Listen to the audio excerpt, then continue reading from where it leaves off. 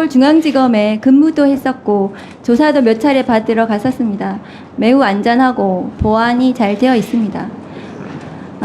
윤석열, 김건희 공동정권의 국정농단 관련 논란이 계속되고 있습니다. 최혜병 순직 수사외압 사건과 유사한 경찰판 대통령실 수사외압 사건이 폭로가 되고 있습니다. 오늘 백혜룡 경정이 공수처에 출석하면서 이장패천, 손바닥으로 하늘을 가릴 수 없다고 말하고 갔습니다. 저는 윤석열 전 검찰총장을 감찰했다는 이유로 수사를 받으면서 윤석열 정권에 대해서 이장패천을 말했습니다. 디올백으로 하늘을 가릴 수 없다고 했습니다. 공수처장님께 묻겠습니다.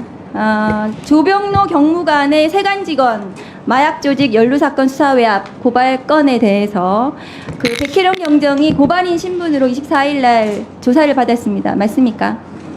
예, 받았습니다. 고발인 조사 이후에 29일 날 백혜령 경정이 경찰청장 인사청문회에 출석해서 발언한 내용에 대해서 국민들이 충격을 받았습니다. 현재 대통령실 자치행정비서관실에서 일하는 김찬수 당시 영등포 경찰서장이 용산에서 사건 내용을 알고 있다. 심각하게 보고 있다. 라고 하면서 마약 수사 브리핑 연기 요청을 했다고 합니다. 고발인 조사에서 그런 부분이 나왔습니까? 그 경찰관이 청문회에 나와서 그런 발언한 것은 언론을 통해서 알고 있는데 지금 그 고발인 조사에서 구체적으로 어떤 진술이 나왔는지는 제가 좀 이 자리에서 다 밝히기는 좀 곤란한 그런 상황입니다. 네, 어제 보도에서 관련 내용이 방송되기도 했습니다. 화면을 좀 띄워주시죠. 그러니까 김찬수 서장의 용산 언급이 있고 마약 수사 브리핑이 2번이나 연기가 됐고 뒤늦게 열린 브리핑에서는 세관이 마약 밀반입 사건에 연루됐다는 내용이 빠졌습니다.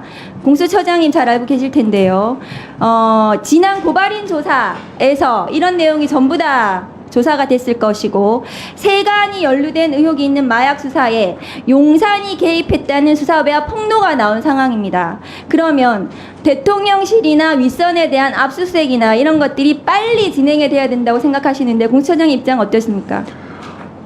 의원님께서 그 지적해 주신 부분 고려해서 저희들 또 고발장이 들어와 있으니 또 그 의혹을 해소하고 또 수사가 정상적으로 진행되는데 문제가 없도록 최선을 다하겠습니다. 지금 공수처는 최혜병 순직 수사 외압 관련해서도 대통령실 수사를 전혀 안 하고 있어요. 그럼 이것도 마찬가지로 안 하실 거 아닙니까? 어떻게 하시겠습니까? 저희들 그 인력이 부족한 중에 지금 최혜병 사건에 대해서도 진력을 다하고 있습니다.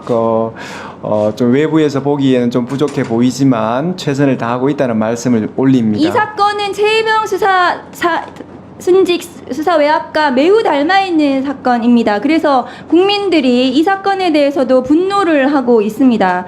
사건 초기만 하더라도 지금 보신 바와 같이 마약 수사를 성공적으로 하고 있다고 칭찬을 받았던 사건입니다. 그런데 9월 20일 지금 대통령실에 가 있는 김찬수 서장이 용산 한마디로 모든 게 지금 바뀐 상황이거든요. 용산이 언급되고 보름 뒤에 백혜룡 수사팀장은 지휘 라인에도 없고 일면식도 없었던 조병로 현 수원 남부경찰서장으로부터 수사를 무마해달라는 취지의 청탁성 전화를 받습니다. 백 팀장은 분명하게 수사 외압을 느꼈다고 진술을 했습니다. 공수처에 조병로 경무관과 당시 관세청장, 서울경찰청장을 고발을 했고 그 건에 대해서 공수처에서 지금 수사가 진행 중인 것입니다. 맞습니까?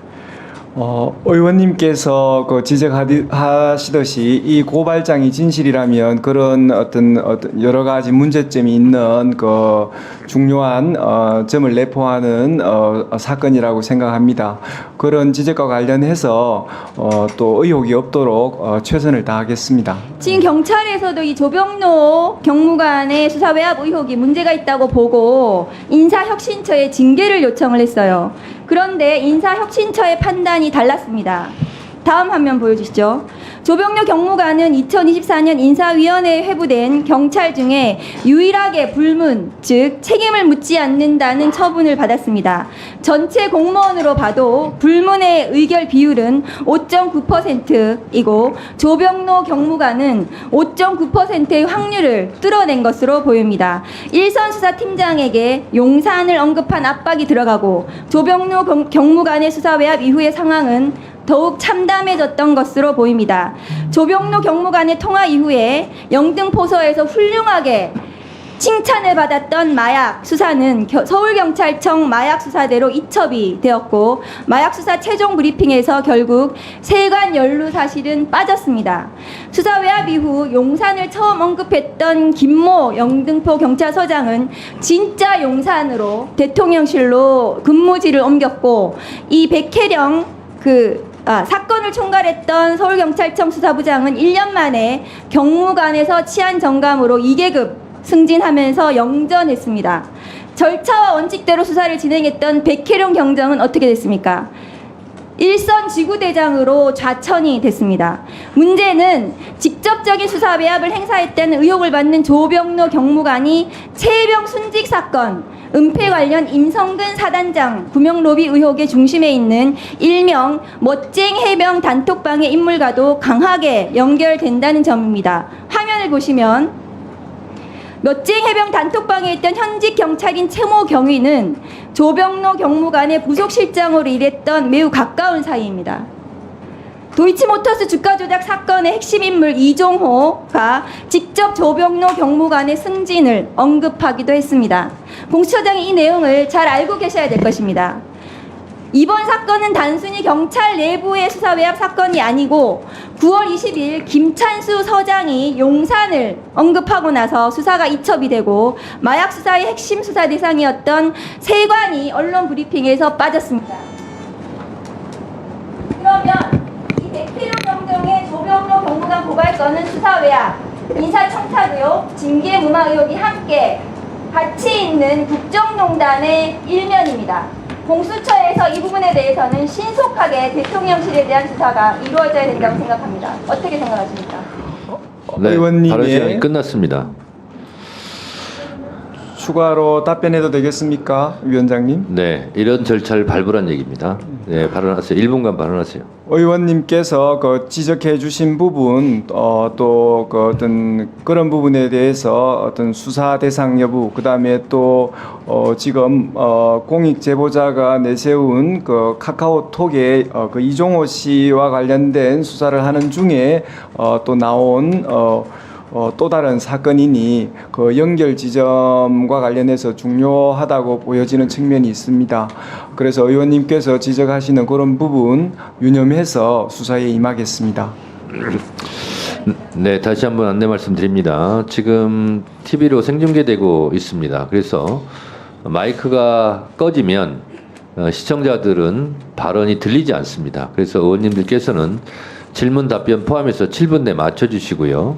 그리고 시간 내에 맞춰주는 것도 실력입니다. 그래서 마이크가 꺼진 상태에서 계속 발언하다 보면 국민들에게 좋은 이미지는 주지 못합니다. 그래서 7분 되면 다음 기회를 노리시고 발언은 일단 중지해 주시기 바랍니다.